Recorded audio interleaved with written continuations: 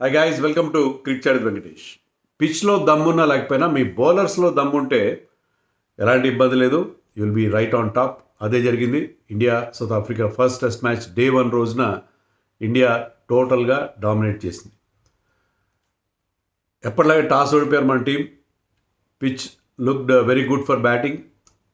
Very good for బ్యాటింగ్తో పాటు ఆ ఈడెన్ గార్డెన్స్లో ప్రాబ్లం ఆర్ అక్కడున్న స్పెషాలిటీ ఏంటంటే, మీరు కనుక ప్రాపర్ కనెక్ట్ చేస్తే చాలు, మంచి టైమింగ్ ఉంటే చాలు, బాల్ టైం చేసి గ్యాప్లు ఆడితే చాలు, ball will race to the boundary.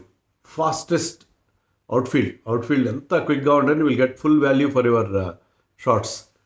అలాంటి పిచ్ పైన ఒక దశలో టాస్ గెలిచి ఫస్ట్ బ్యాటింగ్ చేస్తున్న South Africa look like racing to a big score. First 10 ఓవర్స్లో 57 రన్స్ కొట్టారు. అంటే మీకు ఆల్మోస్ట్ T20 స్టైల్లో బ్యాటింగ్ అన్నమాట. 5.7 యావరేజ్తో ఇద్దరు ఓపెనర్స్ బౌండరీ ఒక 6 కూడా కొట్టాడు I think Markram. So they looked in very good touch first 10 ఓవర్స్లో. బట్ అది ఆ రన్స్ ఎవరి మీద వచ్చినాయి? సిరాజ్ బౌలింగ్ చేస్తుంటే సిరాజ్ బౌలింగ్లో, తర్వాత అక్షర్ పటేల్ వస్తే అక్షర్ పటేల్ బౌలింగ్లో. మరోవైపు Bumrah was asking questions. Bumrah was extremely economical right, and he picked up 2 wickets in no time. సడన్గా 62 for 2 అయిపోయారు వాళ్ళు. 57 for 4 నుంచి 62 for 2 అయిపోయారు. సో బుమ్రాకి పిచ్తో సంబంధమే లేదు. ఇటీవల కాలంలో మనం ఏమనుకుంటున్నామంటే, బుమ్రా కొద్దిగా అతని రిధమ్ పోయినట్టుగా ఉంది, యాక్యురసీ తగ్గింది. మెయిన్గా రిధమ్, యాక్యురసీ కంటే కూడా రిధమ్ తగ్గినట్టుగా ఉంది. కానీ ఒక మ్యాజికల్ బౌలింగ్ స్పెల్ ఇవాళ అతను నేను చూసాం. బుమ్రా విషయంలో మనకి ఏదైనా బెంగ ఉంటే అది కంప్లీట్గా తీరిపోయింది. సో అనే పిచ్ విచ్ లుక్ గుడ్, బ్రహ్మాండం పిచ్ అని అన్నాను నేను. ఎందుకంటే పిచ్లో ఎక్స్ట్రా బౌన్స్ ఉంది, లాటరల్ మూమెంట్, ఎలాంటి సైడ్ వేస్ మూమెంట్ లేదు. కానీ అలాంటి ఎక్స్ట్రా బౌన్స్ ఉన్న పిచ్ మీద ఆ కండిషన్స్ని చక్కగా బౌన్స్ ఉంది. కొన్నిసార్లు బాల్ లో కూడా అవుతుంది, కొన్నిసార్లు స్కిడ్ అవుతుంది, కొన్నిసార్లు బౌన్స్ అవుతుంది. దాన్ని చక్కగా కండిషన్స్ని ఇమ్మీడియట్గా అతను రీడ్ చేసి బ్రహ్మాండమైన రిజల్ట్స్ ఇచ్చాడు. సో ఫస్ట్ బ్యాటింగ్ టాస్ గెలిచి ఫస్ట్ బ్యాటింగ్ చేస్తే అడ్వాంటేజ్ అనుకున్నాం కదా, కానీ south Africa was bundled out for just 159. అంటే బుమ్రా ఒక్కడే కాదు, Kuldeep also bowled beautifully. Kuldeep కూడా, బుమ్రా ఫాస్ట్ బౌలర్ అయితే, కుల్దీప్ స్పిన్నర్స్లో ఇప్పుడు నన్ను అడిగితే ఇప్పుడు world number 1 spinner is without any doubt is Kuldeep. So Kuldeep కూడా సో మెనీ క్వశ్చన్స్. ఇంకా ఫీల్డర్స్ కొన్ని షార్ప్, అంటే closing fielders sharp catches miss అయినాయి, షార్ప్ ఛాన్సెస్. బట్ అదర్వైజ్ అతనికి 2 వికెట్లు మాత్రం వచ్చాయి, ఇంకా ఎక్కువ వచ్చి ఉండేవి. But still it was a wonderful display by team India. So 159కి ఆల్అవుట్ అయ్యారు. ఇండియా క్లోజ్ ఆఫ్ ప్లేకి 37 for 1 out of 20 overs కాషస్గా ఆడారు.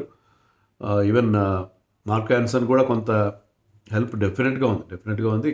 Keshav Maharaj bowled probing spell, అతను కూడా ఇబ్బంది పెట్టాడు. యశస్వి జైస్వాల్ అవుట్ అయ్యాడు ఇండియాకి. బట్ ఇండియా ఐ థింక్ రేపు మన వాళ్ళు మంచి బ్యాటింగ్ చేసే అవకాశం ఉంది. అండ్ ఇండియన్ టీంలో ఎప్పటిలాగే మార్పులు అసలు ఎక్స్పెక్ట్ చేయలేదు కదా. మార్నింగే చేసిన ప్రివ్యూ. సో చాలా ఈజీ మన 11 అనుకున్నాం. కానీ గౌతమ్ గంభీర్ ఏరాలో మీరు you can never be sure, ఏదో ఒక సర్ప్రైజ్ ఉంటూనే ఉంటుంది. మీ కన్వెన్షనల్ విజ్డమ్ ఎక్కడ పనికిరాదు. ఆ రకంగా చూస్తే మీకు సాయి సుదర్శన్ లేడు ఈరోజు మ్యాచ్లో. సాయి సుదర్శన్ విషయంలో మీరు ఇన్వెస్ట్ చేశారు, అతన్ని గ్రూమ్ చేస్తున్నారు. Number 3 has been a problem for us. పుజారాని నెంబర్ 3 తప్పించేప్పుడు 23 I think he played his last test match in WTC final. So 2 ఏళ్ళు అయిపోయింది పుజారా. ఒక WTC సైకిల్ అంతా మనం స్ట్రగుల్ అయ్యాం. ఎంతమందిని ఆడించాం, రాహుల్ని ఆడించాం, కరుణ్ నాయర్, రీసెంట్గా సాయి సుదర్శన్. నెంబర్ 3లో చాలా ఎక్స్పెరిమెంటేషన్ చేశాం మనం, కానీ ఎవ్వరు కుదురుకోలేదు. సాయి సుదర్శన్కి మనం అవకాశం ఇచ్చాం, అతని టీం కూడా బ్యాక్ చేసింది. మొన్న రీసెంట్గానే బుమ్రా మన కెప్టెన్ శుభన్ గిల్ చెప్పాడు ఏమంటే, సాయి సుదర్శన్ ఓకే ఇంగ్లాండ్లో అంత గొప్పగా పర్ఫామ్ చేయకపోయింది, కానీ అతనిలో ప్రామిస్ ఉంది, అతను ఒక 2 టెస్ట్ మ్యాచ్ల్లో మంచి ఇన్నింగ్స్ ఆడాడని చెప్పి అన్న తర్వాత వెస్టిండీసే కావచ్చు, కానీ వెస్టిండీస్తో జరిగిన 2వ టెస్ట్లో ఈ స్కోర్డ్ 87 and 39.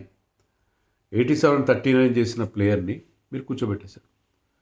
5 టెస్ట్ మ్యాచ్లో అవకాశం ఇస్తే ఒక యంగ్స్టర్కి సరిపోద్దా? సరే, కరుణ్ నాయర్కి సెకండ్ ఛాన్స్ 5 టెస్టులు ఇచ్చారు, అతను పెద్దగా ఒక 50 మాత్రం చేశాడు. కానీ this man Sai Sudharsan score 250s and తన ఆఖరి టెస్ట్ మ్యాచ్లో 87 అండ్ 39 చేశాడు. So number 3 is a specialist position. అలాంటి చోట్ల మీరు వాషింగ్టన్ సుందర్ ఆడిస్తారా? నైట్ వాచ్మెన్ లాగా. Washington Sundar no doubt started his career as an opening batsmen. రీసెంట్గా లాస్ట్ ఇయర్ తమిళనాడుకి మళ్ళీ నెంబర్ 3లో ఆడుతూ ఒక 150 ఎంతో చేశాడు. ఐ రిమెంబర్ దట్ రంజీ ట్రోఫీలో. కానీ number 3 is a specialist position. ఓపెనర్లు విషయంలో మరి ఎలాగా ఛాన్స్ తీసుకోలేరు. నెంబర్ 3 విషయంలో కూడా మీరు చాలా చాలా ఒక ప్లేయర్ని అంటే అతను ఒక లాంగ్ రన్ ఇవ్వండి. 10 టెస్టులు యంగ్స్టర్ కదా, 10 టెస్టులు అవకాశం ఇచ్చి 10 టెస్టుల్లో ఫెయిల్ అయితే అప్పుడు you can go for somebody else. మీరు మళ్ళీ సడన్గా వాషింగ్టన్ సుందర్ మేము నెంబర్ 3లో ఆడించుకుంటాం, అలా అయితే మాకు ఎక్స్ట్రా బౌలర్ వస్తాడు, తర్వాత మా బ్యాటింగ్ లెందన్ చేసుకుంటాం. ఇదేంటో నాకు ఈ టాక్టిక్ అర్థం కాలేదు. ఇంకో ఓపెనర్లు కూడా మీరు ఎవరినో పెట్టండి. ఓపెనర్కి ఇంకొక నితీష్ రెడ్డి చేత ఓపెన్ చేయించండి నెక్స్ట్ మ్యాచ్లో. నితీష్ రెడ్డి కొంచెం బౌలింగ్ చేస్తాడు, బ్యాటింగ్ ఆల్రౌండర్. నితీష్ రెడ్డిని ఓపెనింగ్ చేస్తారు నితీష్ రెడ్డితో. నాకు అర్థం కాలేదు ఈ టాక్టిక్ ఏంటో నాకు అర్థం కాలేదు. So Washington Sundar is suppose to bat at number 3 and ఇక bat at number 3 first wicket పడిన తర్వాత Sai Sudharsan for no fault of his అతని యావరేజ్ చూస్తే 30 ఉంది, 30 మాత్రం ఉంది. 250లో ఉన్నాయి 5 టెస్టులో. బట్ స్టిల్ నెంబర్ 3లో ఆడుతున్న బ్యాట్స్మెన్కి కొంత లాంగ్ రన్ ఇవ్వాలి. ఎందుకంటే రాహుల్ ద్రావిడ్, పుజారా తర్వాత మనకి ఆ గ్యాప్ వచ్చేసింది. నెంబర్ 3లో ఒక ప్లేయర్ని మనం ఇన్ని రోజులు మీరు అతనికి ఒక లాంగ్ రన్ ఇస్తున్నారు. మరి మీరు ఎందుకు పెట్టుకున్నారు అతన్ని టీంలో? అది ముందే డంప్ చేయొచ్చు కదా. Before start of the series మీరు 15లో కూడా ఉండాల్సిన అవసరం లేదు. అతను హాయిగా రంజీ ట్రోఫీ తమిళనాడుకి ఆడుకుంటాడు. అతన్ని మీరు ఈ రకమైన థింకింగ్ ఉన్నప్పుడు, మీరు ఇంత అడ్వాన్స్ థింకింగ్ ఉన్నప్పుడు అతన్ని పక్కన పెట్టేయాల్సింది కంప్లీట్గా. కానీ టీంలో పెట్టి అతను కాకుండా నెక్స్ట్ టైం ఒకవేళ మళ్ళీ అతన్ని వాషింగ్టన్ ఫెయిల్ అయ్యాడు అనుకోండి, మనం ఫెయిల్ అవ్వాలని మనం కోరుకోవట్లేదు, మళ్ళీ నెక్స్ట్ టైం తీసుకొస్తే కాన్ఫిడెన్స్ ఉండదు. నేను ఒక 2-3 మ్యాచ్లు ఫెయిల్ అయితే మళ్ళీ ఒక 2 మ్యాచ్లు ఫెయిల్ అయితే పక్కన పెట్టేస్తారు నాకు. సో అతని మీద ఒక నెంబర్ 3లో మనం ఒక రెగ్యులర్ ప్లేయర్ని యూ హ్యావ్ ఐడెంటిఫైడ్ హిమ్. మీరే మెచ్చుకున్నారు, అతని టెక్నిక్ బాగుంది, అది నెంబర్ 3 చాలా సౌండ్ బ్యాట్స్మెన్ అట్ నెంబర్ 3 అని అనుకున్న తర్వాత మీరు అతన్ని కనీసం అతనికి ఒక లాంగ్ రన్ ఇవ్వకపోతే ఎట్లా? దిస్ రియల్లీ బీట్స్ మీ. మీరు ఎంత అవుట్ ఆఫ్ బాక్స్ థింకింగ్ చేసినా ఏం చేసినా, మల్టీ స్కిల్ ప్లేయర్స్కి ఇంపార్టెన్స్ ఇచ్చినా, Washington Sundar is a very good batsmen. I feel that he should bat up the order. అంటే 5లోనో లేకపోతే 6లో ఆడితే బాగుంటుంది.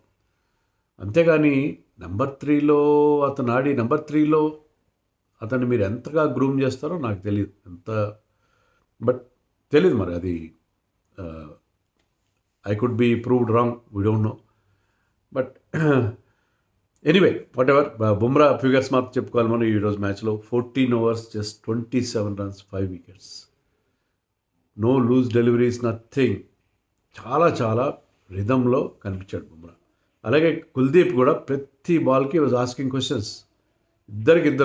వీళ్ళిద్దరు ఒక వేరే పిచ్ మీద ఆడుతున్నారు. మిగతా వాళ్ళు అక్షర్ పటేల్ ఆఫ్కోర్స్ ఫస్ట్ స్పెల్లో కాస్త రన్స్ ఇచ్చాడు, సెకండ్లో మళ్ళీ వచ్చి made amends and picked up that wicket.